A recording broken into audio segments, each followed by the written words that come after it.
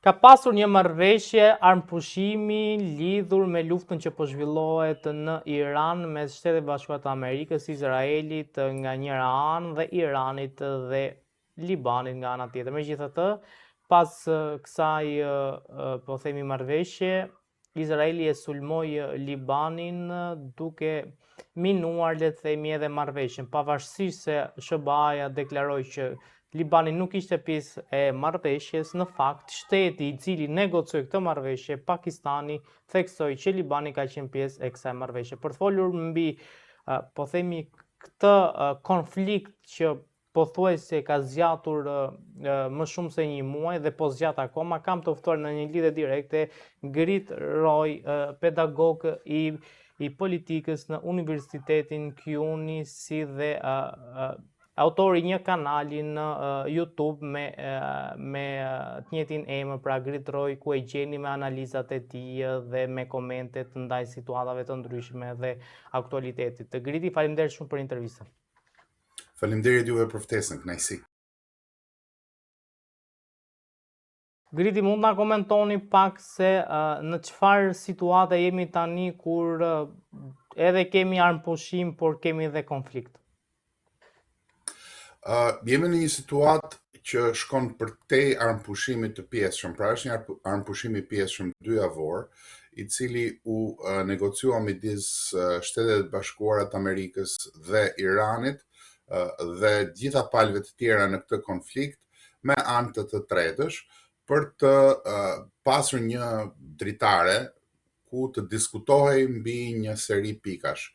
Njëri nga problemet që mediatikisht është bërë i njohur është fakti që të dyja palët kanë një seri të ndryshme pikash, ose deklarojnë një seri të ndryshme pikash nga ku do të nisen diskutimet. E megjithatë, në realitet, ajo që ndodh zakonisht në bisedimet të tilla kaq të nivelit kaq të lartë, ku do të marrë pjesë për shembull zëvendës presidenti amerikan J.D. Vance, zakonisht agenda reale nuk bëhet publike paraprakisht dhe pozicionet e palëve paraprakisht janë të panjohura për publikun e gjerë, sepse negociatat ndodhin mbas perdes. Pra, unë do t'isha pak më i kujdesshëm në cilësimin e situatës, e megjithatë, ajo që është e dukshme është që jemi në një armëpushim të brisht, në një armëpushim të cilin të gjitha palët e interpretojnë sipas asaj që ata shohin situatën në luftë, dhe një armëpushim i cili mund të mos zgjasë 2 javë, nëse bisedimet nuk ecin ashtu siç mendojnë palët se duhet të ecin. Nga pikpamja e administratës amerikane nuk ka lëvizur asnjë trup nga lindja e mesme, përkundrazi po shtohen numrat e trupave dhe specialiteteve të ndryshme në lindjen e mesme, kurse nga pikpamja e Iranit, garda kombëtare revolucionare e Iranit vazhdon të deklarojë që ka mundësi për të vazhduar luftën me raketa deri dhe në 10 vjet. Pra jemi në një situatë ku po diskutohet, por asgjë nuk ka ndryshuar në realitet, për shkak se edhe rihapja e kanalit të Hormuzit ose ngushticës së Hormuzit është ende në diskutim. Izraeli ka sulmuar Libanin me shumë gjas për të krijuar amulli dhe për t'i vrarë negociatat që në fillim. Pra, përplasje të tilla të këtij lloji janë përplasje të njohura, të ditura, që zakonisht ndodhin gjatë negociatave të tilla. Po sfundi, ajo që dua të them që është e rëndësishme për t'u thënë fakt dhe për t'u vënë në dukje, për t'u pa nxjerr, është fakti që këto negociata shkojnë përtej vendeve cilat marrin pjesë në to, nuk është thjesht çështja e Shtetit Bashkuara, Iranit apo edhe Izraelit, është një çështje e cila ka të bëjë me ekonominë botërore, sepse bllokimi i ngushticës së Hormuzit dhe deklarimi i Iranit se ka sovranitet mbi ngushticën e Hormuzit ndryshon shumë çka në tregtinë botërore, jo vetëm të naftës, por siç e kam thënë edhe diku tjetër, të shumë nën produkteve ose produkteve që varen nga kjo lloj tregtie, duke përfshirë edhe plehun kimik, duke përfshirë edhe shumë artikuj që i shërbejnë sigurisë ushqimore. Pra është rëndësia e ngushticës së Hormuzit shkon edhe përtej produkteve të naftës. Gridi, si e shikoni të ardhmen e këtij konflikti dhe a besoni që do ketë një paqe së shpejti apo duket sikur palët po marrin pak kohë të rigrupojnë forcat dhe të përballen edhe një herë me njëra tjetrën? Unë mendoj që piksynimet e kundërta të palëve në këto negociata apo edhe gjatë këtij konflikti nuk lënë shumë vend për rrugë të mesme, por ajo që mund të ndodhë është një lloj përafrimi i palëve për interesa të caktuara. Njëra nga çështjet që media po thotë se diskutohet është njohja e ngushticës së Hormuzit si një aset i cili do të shfrytëzohet së bashku nga Irani dhe Shtetet e Bashkuara të Amerikës, mirëpo që të mbërrihet kjo më duket më shumë si një shashk mediatike e cila mban njerëzit me diskutime të përditshme, sepse që të mbërrihet kjo shumë shka tjetër duhet të diskutohet. Irani bën pjesë ka një aleancë jashtëzakonisht shumë solide me Kinën dhe me Rusin, si ushtarake ashtu dhe ekonomike, kështu që tani më palët janë të pozicionuara dhe ka shumë pak gjasa që të gjendet një marrëveshje thjesht sa për të kaluar kohë, një marrëveshje kalimtare. Marrëveshja 2 javore ishte pikërisht një armpushim i pjesshëm, domethënë një armpushim i përkohshëm, thjesht për t'i dhënë mundësi negociatave, pra nuk është fundi i këtij konflikti sipas meje. Pse vendos Izraeli të sulmoj Libanin? Sigurisht që ju e thatë pak më përpara për të minuar këto negociata, po cili është qëllimi i vërtet i Izraelit? Pra, në momentin që nuk mund t'i shkojë deri në fund kësaj lufte pa Shtetet Bashkuara të Amerikës, a mund të ketë, po themi, një frikë që amerikanët mund ta braktisin Izraelin dhe të jetë në një përballje të vetme me Libanin dhe Iranin në të njëjtën kohë? Shikoni, çdo shtet serioz, çdo shtet që mendon seriozisht për popullin e vet, duhet të marrë parasysh që në çdo rast do të gjendet vetëm kundër armiqve të vet. Unë mendoj që Izraeli ka dekada që pavarësisht aleancës jashtëzakonisht shumë të ngushtë dhe lidhjeve shumë të ngushta ushtarake, ekonomike, edhe politike, dhe nganjëherë asaj që shumë kush në Shtetet Bashkuara të Amerikës e quajnë varësia politike e Shtetet Bashkuara ndaj Izraelit, pavarësisht gjitha këtyre që qëndrojnë deri diku, janë deri diku objektive, disa herët e subjektive, Izraeli gjithmonë ka marrë parasysh që në këtë luftë për mbijetesë të shtetit vet gjendet vetëm dhe planet që ka janë plane sipas asaj që ka bërë, domethënë sipas veprimeve që ka ndërmarrë, janë gjithmonë plane për të mbijetuar në një rajon ku është armik pothuajse me të gjithë, por për të mbijetuar vetëm. Pra, marrëveshjet abrahamike me Arabinë Saudite për shembull, që pavarësisht se nuk thuhet, por është aleat me Izraelin këto kohë. Marrëveshjet me vendet e Gjirit, të cilat pavarësisht se nuk thuhet, janë po ashtu aleat me Izraelin në këto kohë.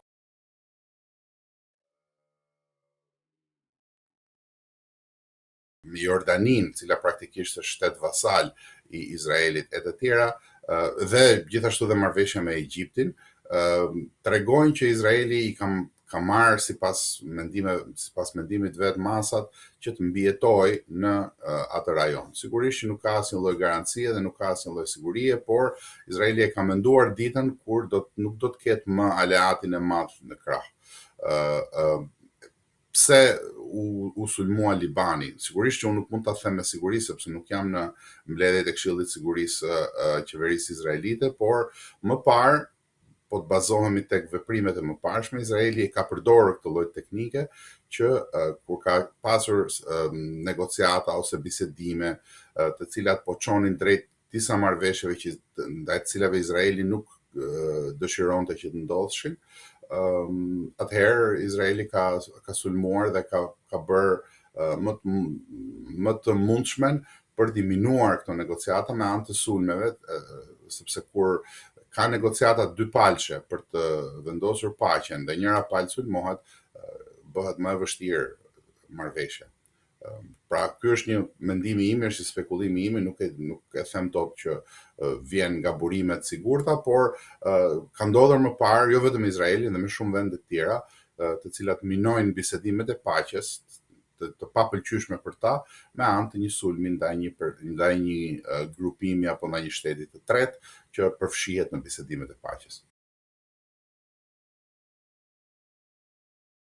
Ka pasur një operacion, le të themi, mjaft të vështirë të amerikanëve për të shpëtuar pilotin i cili ngeci në Iran. Besoni që, po themi, ishte një operacion më shumë për të shpëtuar pilotin, apo ishte dhe një operacion për të parë terrenin nëse mund të futen dhe në po themi në mënyrë toksore në Iran. Pra, si shikoni këtë operacion që bën amerikanët? Është më shumë për të shpëtuar një pilot, apo është edhe për të parë terrenin nëse në një të ardhme të mundshme të kenë mundësi se si të futen në Iran? Apo të dyja bashkë? Unë do thoja që nuk duhet të ngutemi duke dhënë gjykime bazuar në rrëfenja mediatike. Rrëfenjat mediatike me qëllim janë pjesë e propagandës së luftës, pra ne nuk e dim se çfarë ka ndodhur, nëse vërtet ka qenë një operacion për të shpëtuar pilotin apo ka pasur diçka tjetër. Nëse do të ishte një operacion për të shpëtuar pilotin vetëm, shumë çka nuk kuadron, shumë çka nuk futet në kornizën e duhur. Do më duaj që të spekuloja nga hiçi, sepse nuk ka dhëna të tjera. Dhënat reale i din vetëm shërbimet, i din vetëm ata që e planifikuan dhe që e vunë në zbatim planin, dhe mënyrën se si shkoi plani dhe nëse funksionoi, nëse nuk funksionoi, nëse ishte plani A, plani B e të tjera. Pra, për të spekuluar, ne mund të spekulojmë, por për të ditur gjë në këtë moment është e pamundur të dim. Ajo që mund të them nga pikpamja ime është që një operacion për të shpëtuar pilotin nuk ishte pse të ishte kaq i koklavitur dhe me aq asete. Se si ka ndodhur ngjarjet ama nuk mund ta dim, kështu që nuk dëshiroj që të flas me kompetencë për diçka që nuk e di. Ka pasur, le të themi, zhvillime në administratën amerikane lidhur me luftën në Iran, ku si fillim patëm ndërheqjen e shefit të antiterrorit, më pas pati shkarkim të shefit të shtabit të ushtrisë, pastaj pati dhe shkarkim të prokurorit së përgjithshme në SBA. Si cilësoni këto lëvizje dhe a është bashkë administrata Trump në lidhje me këtë luftë? Unë mendoj që projekti i presidentit Trump ka lidhje jo thjesht me presidencën e tij, me 8 vjeçarin e tij, me një 4 vjeçar mes të presidentit Biden, por ka të bëjë me projektin e tij të transformimit të shtetit amerikan.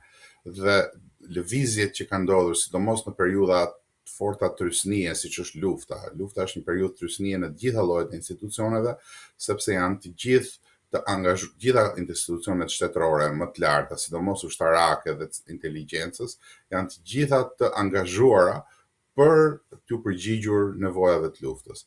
Dhe në momente të tilla trysnie, është një devizë e vjetër që trysnia është kaktonçarje. Dalin në pah vlerat reale të personazheve që janë në ato poste, dhe unë mendoj që në rastet që ju përmendët, është më shumë vazhdim i luftës së brendshme të presidencës Trump me rrjetet e vjetra të mirë konsoliduara, të cilat vazhdojnë dhe nxjerrin kokën në vende të ndryshme të administratës, edhe brenda administratës Trump.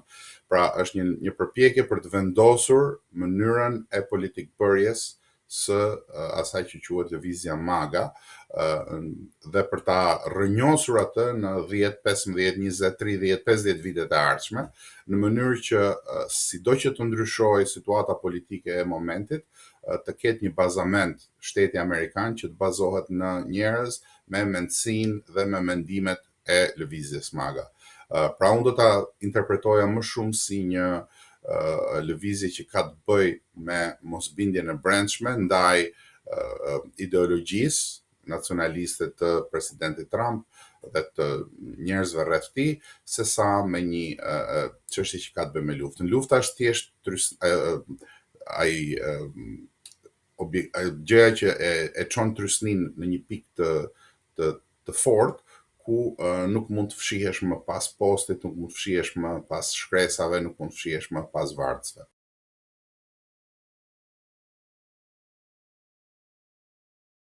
Si e keni parë shqiptarët në raport me luftën në Iran, pasi ka pasur mjaft komentues të cilët kanë theksuar se janë të çuditur se si ka mundësi që po themi ka zëra në Shqipëri që mbështesin Iranin, pasi amerikanët neve na kanë ndihmuar, na janë gjendur pranë kurdoherë. Tani ky është një argument shumë i duhur dhe cilin dua ta trajtoj me shumë kujdes, sepse mendoj se është shumë i rëndësishëm. Pikë pari, duhet që ta tejkalojmë mendsinë katundare, ku të themi që jemi me Amerikën apo si jemi me Amerikën, deri ku jemi me Amerikën apo deri ku nuk jemi me Amerikën. Nuk funksionon në këtë lloj mënyre në një shtet serioz. Siç ju thash pak më parë, ju dha shembullin e Izraelit. Edhe Izraeli, që është nga shtetet që varet nga aleanca me Shtetet Bashkuara të Amerikës dhe ka një varësi ushtarake të forte të tjerë, në fundit i merr vendimet e veta duke u bazuar thjesht në atë që mund të bëj vetë, pa futur në llogari se çfarë bëjnë Shtetet Bashkuara të Amerikës për Izraelin. Pra, duhet që ta mendojmë këtë punë nga pikpamja e interesave shqiptare dhe jo nga pikpamja që është me mua apo me komshiun. Kjo është pika e parë që duhet të nxjerrë në pa. Pyetja me shumë vende juaja është ku jemi ne shqiptarët sot. Duke u nisur nga ky pikëvështrimi i interesave thellësisht shqiptare, pa pasur asnjë lloj gjëje tjetër në përmend. Duke u nisur nga ky pikëvështrim, ne jemi në një pikë jashtëzakonisht shumë të ulët, sepse përveç se qeverinë e kemi anti-shqiptare, përveç se opozitën e kemi anti-shqiptare, përveç se paria e Tiranës mendon vetëm për vete dhe jo për interesat e shtetit e aq më pak për kombit, ne kemi edhe një popull të hutuar, një popull që hutohet me propagandën e ditës, hutohet nga njerëz sharlatan, hutohet nga njerëz cilët dalin në rrjetet sociale dhe filozofojnë sikur janë njerëz me parime të thella, po të cilët i ndërrojnë këto parime çdo 3-4 muaj. Rastin fjalë ne kemi njerëz që deri para pak kohësh kanë bërtitur me të madhe që jemi të vetmit përfaqësues të presidentit Trump në Tiranë, askush tjetër, dhe sot i sheh me teza thellësisht anti-amerikane, pro-ruse, e me teza deri dhe afër pozicioneve të Kinës. Aleanca e shqiptarëve, pse shqiptarët duhet të shohin miqësinë e Shtetet Bashkuara të Amerikës, nuk ka të bëjë as me hipokrizinë e as me mendsinë katundare, siç e konceptojnë disa.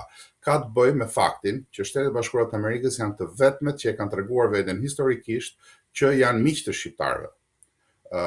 Kush janë miqtë e shqiptarëve? Miqtë e shqiptarëve janë ata që kur Shqipëria duhet zhduke nga harta, presidenti i Shtetet Bashkuara të Amerikës tha jo, Shqipëria do të ekzistojë. Dhe flas për presidentin Wilson këtu. Shtetet Bashkuara të Amerikës janë ato të cilat praktikisht e mundsuan pavarësinë e Kosovës. Sigurisht që ishte UÇK-ja që e bëri luftën, po pa mbështetjen amerikane dhe pa ndërhyrjen amerikane në ish Jugosllavinë atko, nuk do të kishim pasur këtë rrugë kaq të thjeshtë dhe mund të kishte qenë shumë më e vështirë rruga drejt lirisë së Kosovës. Shtetet Bashkuara të Amerikës janë ato të cilat sot garantojnë sigurinë e Shqipërisë, sepse Shqipëria të gjitha kapacitetet e veta ushtarake, mbrojtëse, apo edhe shtetërore i ka marrë dhe i ka në përkëmbur në një mënyrë kriminale. Dhe për këtë fajtorëshparia e Tiranës nuk është Amerika. Amerika nuk është një vend perfekt, Amerika nuk është një vend pa defekte, Amerika sheh interesat e veta, Amerika nëse i duhet të mbrojë interesat e veta, nuk mendon dy herë, edhe në raport me Shqipërinë, por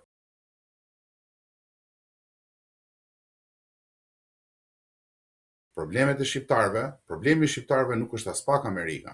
Po ta vendosnin në peshore se si janë sjell amerikanët dhe si janë sjell për shembull rusët, të cilët janë aleatë të Serbisë dhe duan të shfarozin shqiptarët, si janë sjell grekët apo si janë sjell italianët. Italianët akoma nuk kanë kërkuar falje për pushtimin. Pavarësisht se ne kemi marrëdhënie shumë të mira dhe populli shqiptar ndjen një lloj afërsie, se jemi afër etj, por s'kan kërkuar falje për pushtimin, se erdhi edhe për vjetori tani. Pra, askush nga këto vendet të cilat njerëzit mendojnë se janë, ose Bashkimi Evropian, rralla të tilla që do të integrohemi e të tjerë. As edhe NATO nuk garanton më integritetin e Shqipërisë, sepse siç e keni parë, presidenti Trump ka thënë që NATO nuk është më aleanca që ka qenë, pra praktikisht NATO nuk ekziston më si një aleancë mbrojtëse për Evropën. Ekziston në letër, ekziston formalisht, bazat janë aty, por vullneti politik i mbrojtjes së gjithë Evropës nga Shtetet Bashkuara të Amerikës nuk ekziston më. E kush do t'i mbrojë shqiptarët? Ndërkohë që keni një pari e cila ton t'ju shfaroz, ton t'ju zëvendësoj me Bangladeshas, kush do t'i mbrojë shqiptarët? A do t'i mbrojë Serbia? A do t'i mbrojë Bullgaria? A do t'i mbrojë Greqia? Apo do t'i mbrojë Franca dhe Italia dhe Bashkimi Evropian?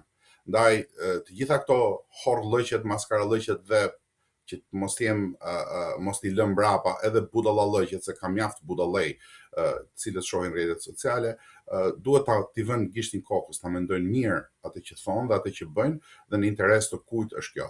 Sepse është kollaj që të flasësh në rrjetet sociale, sidomos kur je krejtësisht tabula rasa dhe nuk e ke idenë se si funksionon politika ndërkombëtare dhe t'i japësh mend atyre që me këtë punë merren ditë për ditë. Problemi është që pasojat i vuajmë të gjithë ne shqiptarët.